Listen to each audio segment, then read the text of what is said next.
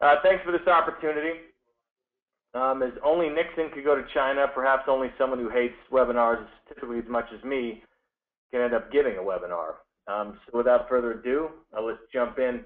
A little bit about Katalus. Our main focus is really to help any sort of healthcare organization grow. It could be through some of our peer intel MetaTruth applications that help with customer engagement and patient satisfaction or patient feedback, or to our hospitalTCO.com, which actually helps hospitals, operational and financial executives make better decisions in terms of financial projections on major technology acquisitions.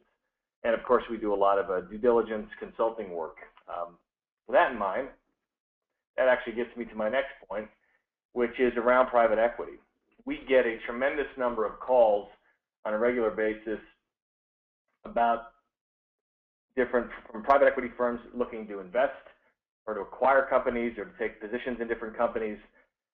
And me and my staff have done lots and lots of deals for vendors, but also for quite a large number of private equity firms in Europe and also in North America.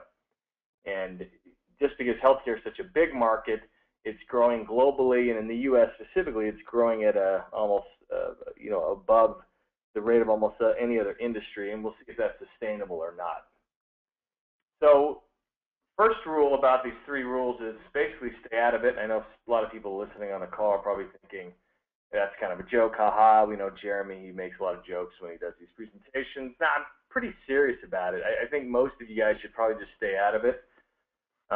You don't know what you're getting into, and we've seen that time and time again in a lot of different deals that we've done, or at least different projects that we've done in different meetings, where we can tell that the people aren't in it for the long haul, or they don't really understand what they're getting into. They just see huge, gigantic figures, 9, 10 digit figures, and they think, hey, let's get a piece of that action. Mainly it's unique. Healthcare, highly unique.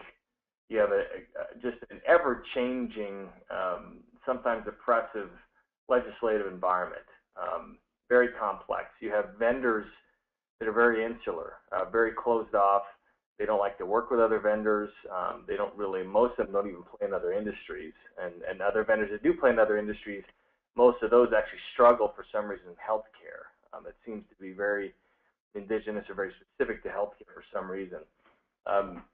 Very few technology standards, which you would think in something as important as healthcare and patient safety and in the care of patients and individuals, that there would be standards. They're standards of care, but for some reason aren't technology standards. That makes it tough. You have a speculative bubble that's really also been created by legislation recently. As Greenspan said, former Fed Chairman Greenspan talked about irrational exuberance. There's definitely a lot of that going on with healthcare. So much money's been pumped into technology spend in the U.S. specifically. How do you actually know of all the different vendors that are growing, that they're growing because they're actually good or better, that they have a high execution rates, or it's just because a rising tide lifts all boats, so to speak? And that's something that has to be really ferreted out with some killer due diligence. We find that a lot of private equity firms don't do the necessary due diligence that we think that they should. And you see this last bullet point around hokey pokey effect. It's really kind of like that old song, you put your right foot in, you put your right foot out, put your right foot in, you shake it all about. We've seen so many firms come in, they make one investment, or they try to play around in the space, and then they're back out again because they've underestimated those previous 4 or 5 bullets and different reasons. And they're just not sustainable. It is such a different market, and they don't get the return that they're looking for and the time frame they're looking for, and so they're in one time and they're out, and that makes a lot of vendors and other providers out there pretty, a little bit skeptical about most of the private equity firms, and so far with good reason. And you see proper due diligence, and everyone understand that instinctively and intuitively, being a financer or a provider of equity and capital. But what we mean by that is that we see most people are really trying to put a focus on spreadsheets and on balance sheets and general ledgers and all these other sorts of things, and they fail to understand some critical market dynamics. and they fail to understand that there are things that are so different about the healthcare space that this does not apply into other industries and vice versa. So you can't bring a lot of that knowledge into healthcare and think that you now are capable of making the right kind of investment. And we see that time and again. And so it comes into Apple and versus Solyndra. You have Apple, which received no government funding of any appreciable nature, and versus Solyndra, which received tremendous amount of government funding and purchases of their solar solution, so to speak, by tax credits, and it's a brilliant flame out. So all the supposed really surface advantages Solyndra had over someone like an Apple flamed out because they were not built on market dynamics. And right now, our traditional market dynamics or economics 101, is that holding sway in healthcare? I don't really think so. We see a lot of vendors that normally would not be very successful at all, would not even survive if it wasn't for the Affordable Care Act and other sorts of legislation that's really taken hold in the industry and artificially pumped it up. So how do you know, again, which vendors and which segments are really sustainable as opposed to those that are being artificially propped up? And that's critical to know. Second one, and this seems kind of funny, is that Epic doesn't want your money. Besides just getting called, the sheer number of times we get called about Epic or about just different investments, we get called about Epic.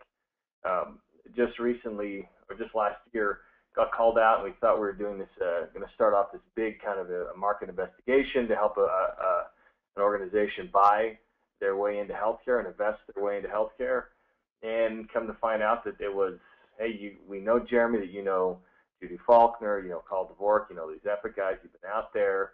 We want you to help us figure out a way that we can actually buy Epic. And that was probably the 50th time in a 2-year period I got called by a private equity group or a different organization about Epic, and I told them, you just wasted your money and you just wasted my time and your time. They're not for sale. Unless something radically changes with Judy or Carl, they're never going to be for sale. They don't need money. They've never got debt financing. They've never got equity financing.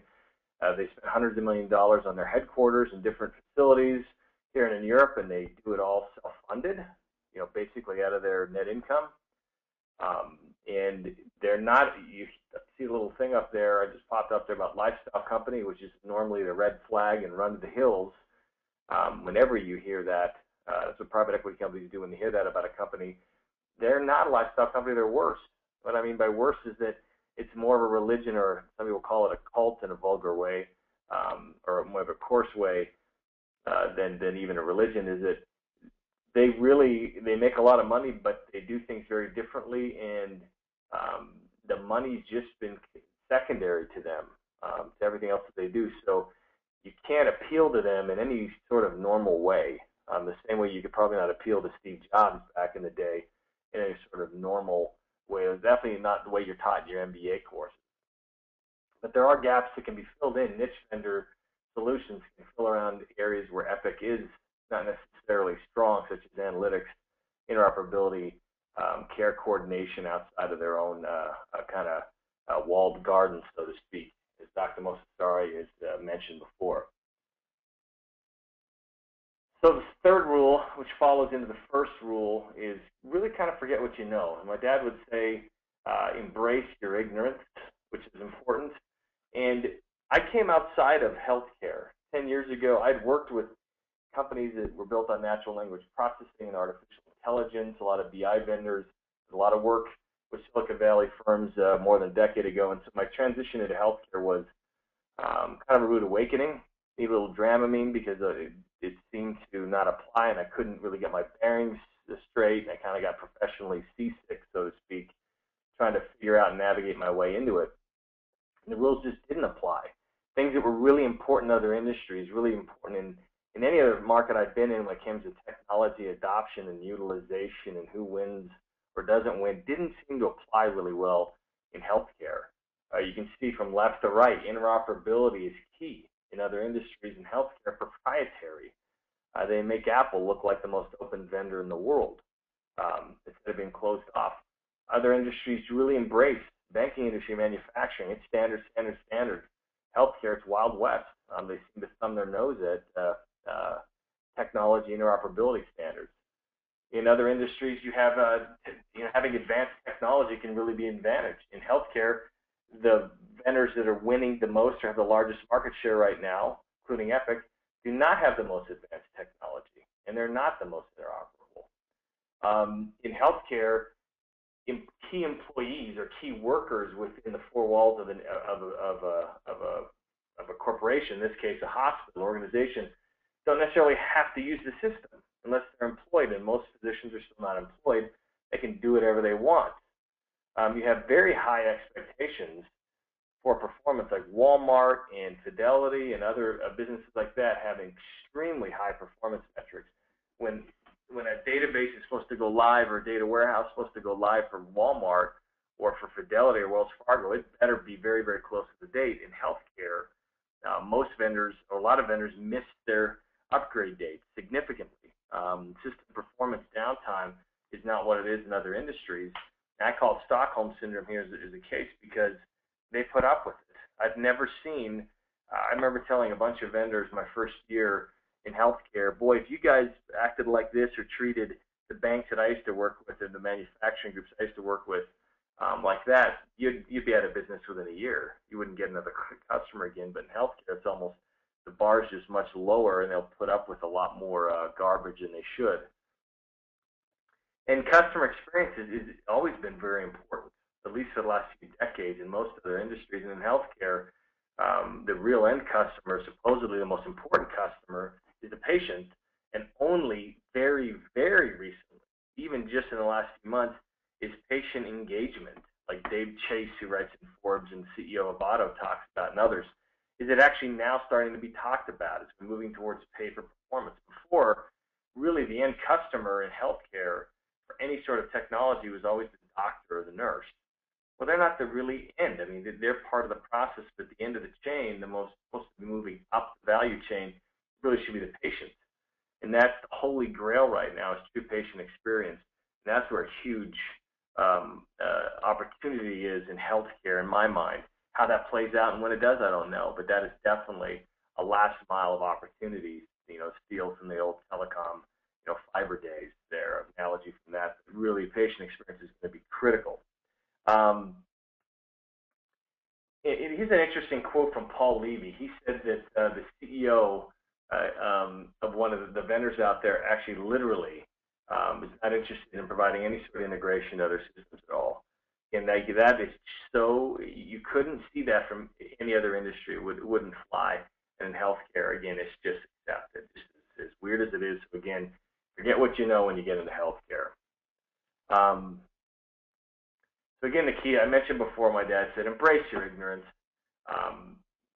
Customer feedback is critical. Get ready to pull out if you feel like it. And again, you got to know what you're getting into. And most of the people that listen to this, hopefully, have been in healthcare. I see some of the firms that are listening on this call, so I know you guys have been very successful. So I'm not necessarily speaking to you, I'm speaking to the others that just seem to line up at our door and want to talk to us about healthcare. And my advice to most of them has been and will continue to be, stay in other industries.